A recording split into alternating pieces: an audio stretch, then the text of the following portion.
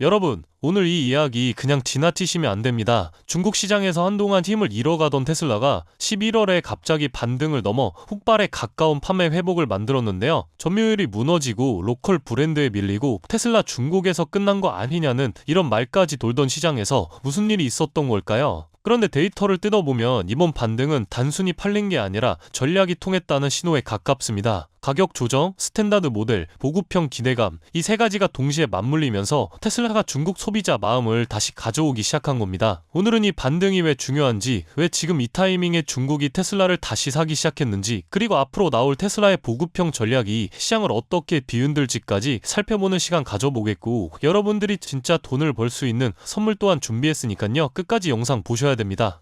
우선 11월 중국 판매량 반등은 단순한 업다운 사이클로 보긴 어려운 움직임입니다. 한동안 중국 시장에서 테슬라는 꽤 고전했죠. 가격 경쟁은 치열해지고 샤오미나 비아디 같은 로컬 브랜드의 공격적인 신차 출시까지 겹치면서 테슬라는 예전만큼 힘이 없다는 평가도 꽤 들었습니다. 그런데 11월 데이터를 보면 분위기가 확 바뀌었어요. 특히 모델 3와 모델 Y가 다시 빠르게 팔려나갔고, 그 중심에는 테슬라가 최근 몇 달 동안 조용히 밀어붙였던 가격 전략이 있습니다. 테슬라는 원래 할인이라는 단어를 싫어하는 회사지만 올해만큼은 얘기가 좀 달랐어요. 해외 공장 효율을 높이고 생산 단가를 줄이면서 중국 시장에서는 사실상 보급형 가격대에 가까운 모델 구성까지 만들어냈죠. 바로 스탠다드 버전입니다. 주행거리나 옵션을 조금 조정해 가격을 낮춘 모델인데 이게 실제로 소비자 선택을 확 끌어냈습니다. 테슬라가 다시 가격 경쟁력을 회복했다는 이 느낌이 시장에 퍼지면서 11월 판매량이 크게 뛰어올랐던 겁니다. 그리고 여기서 중요한 게 바로 보급형 테슬라 전략입니다. 요즘 커뮤니티나 기사에서 저가형 테슬라가 곧 나온다는 이런 얘기 많이 돌죠. 본론만 말하면 이미 존재하는 건 모델 3와 Y 스탠다드이고, 그보다 더 아래 단계의 진짜 보급형 모델은 아직 출시 전입니다. 중요한 점은 이 시장의 기대가 실제로 형성되기 시작했다는 거예요. 최근 국내 기사에서도 다뤄졌죠. 테슬라가 2025년, 26년 사이 완전히 새로운 플랫폼으로 만든 더 저렴한 차량을 준비하고 있다는 분석입니다. 이른바 모델 Q, 보급형 EV 라인입니다. 물론 반대 의견도 있어요. 테슬라가 이미 가격을 많이 낮췄고 이보다 더 낮추면 품질 관리나 수익성에 압박이 생길 수 있다는 지적입니다. 또 브랜드 이미지 자체가 프리미엄 EV 포지션인데 너무 저렴한 모델이 나오면 브랜드 가치가 희석될 수 있다는 의견도 있습니다.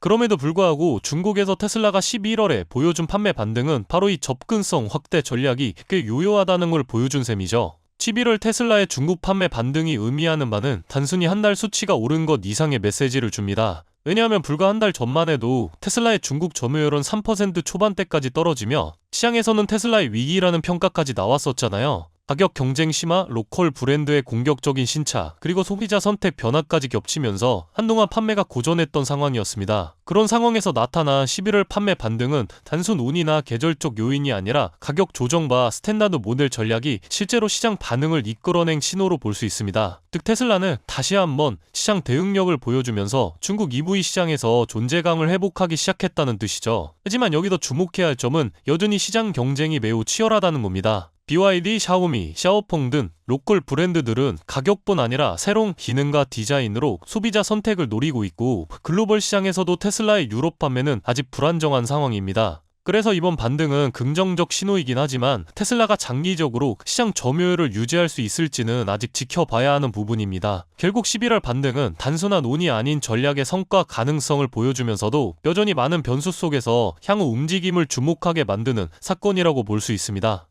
오늘 내용 정리해보면 테슬라의 이번 중국 판매 반등은 가격 전략, 스탠다드 모델 도입, 소비자 신뢰 회복이 겹쳐서 테슬라가 다시 중국 시장에서 힘을 되찾고 있다는 신호로 볼 수 있습니다. 그리고 이 흐름이 이어진다면 2026년쯤에는 테슬라가 지금보다 더 넓은 가격대, 더 많은 소비자층을 공략할 가능성도 커집니다. 올해 말부터 내년 초까지의 실적이 테슬라 향후 2-3년을 결정짓는 중요한 구간이 될 겁니다. 그렇다면 여러분들은 지금 주식시장에서 수익을 내고 계신가요? 우리는 어떻게 해야 이런 불확실한 시장 속에서도 안정적으로 큰 수익을 얻어갈 수 있을까요? 눈에 띄는 대장주 M7 같은 종목들은 이미 너무 많이 상승한 뒤이기 때문에 앞으로는 진짜 큰 돈을 벌기 쉽지 않습니다. 진짜 기회는 그 대장주들 뒤에서 움직이는 수혜 종목에서 발생하는데요. 이런 종목들은 시가총액이 작기 때문에 비교적 소액으로도 접근이 가능하고 리스크 관리 또한 용이하죠. 즉 적은 자금으로도 큰 수익을 노릴 수 있는 구조입니다. 그런데 지금 시장을 움직이는 가장 큰 힘은 단순히 금리나 유동성이 아닙니다. 바로 미중 무역전쟁의 임합, 전략자원 전쟁이 시작됐기 때문이에요. 중국이 반도체에 이어 히토류 수출을 통제하기 시작했고 미국은 이에 맞서 자국 내 히토류 생산 라인을 재건에 나섰습니다. 단순히 정치적 갈등을 넘어서 AI, 전기차, 방위산업까지 직결된 신냉전형 공급망 전쟁입니다. 가장 대표적으로 눈에 띄었던 건 바로 히토류 전쟁의 중심에 선 MP 머티리얼스 티커였습니다. 미국 국방부와의 공급 계약이 발표되자 3개월 만에 주가가 6배 이상 폭등했고 거래량은 평소에 10배 이상 터졌어요. 1,000만 원만 넣었어도 6천만 원. 이게 바로 시장이 움직이는 타이밍입니다. 이런 종목들을 한번 불이 붙으면 정말 불도저처럼 밀어올립니다. 왜냐면 시장의 자금은 테마에 몰리기 때문이에요. 하지만 여러분, 중요한 건 여기서 끝이 아닙니다. 한두 종목이 폭등하고 끝나는 이야기가 아니라 산업 전체의 판이 바뀌는 신호라는 점이에요.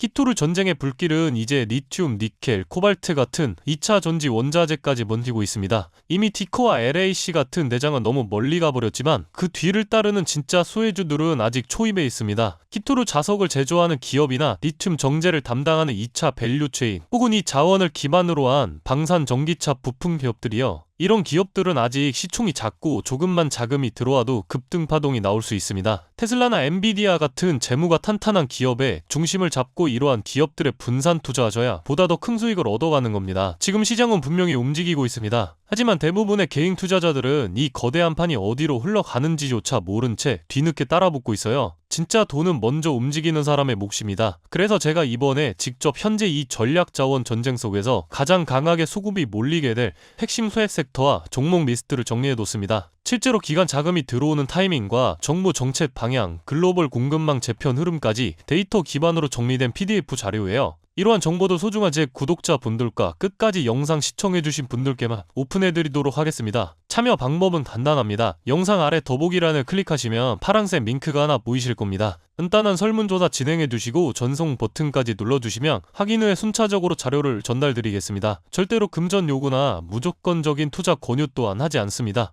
여러분이 시장에서 안정적으로 수익을 만들어 가시길 바라는 마음으로 준비한 자료들이에요. 꾹 가볍게 참고하시고 시장의 흐름을 직접 관망하셔도 좋습니다. 시장은 언제나 먼저 보는 사람, 먼저 움직이는 사람이 이깁니다. 지금 우리가 보고 있는 건 단순한 주가 상승이 아니라 글로벌 머니의 방향 전환이에요. 이 기회를 놓치면 다음 사이클이 올 때까지 또 몇 년을 기다려야 할지도 모릅니다. 영상이 도움되셨다면 좋아요와 구독 버튼 눌러주시고 저는 다음 영상에서 뵙도록 하겠습니다.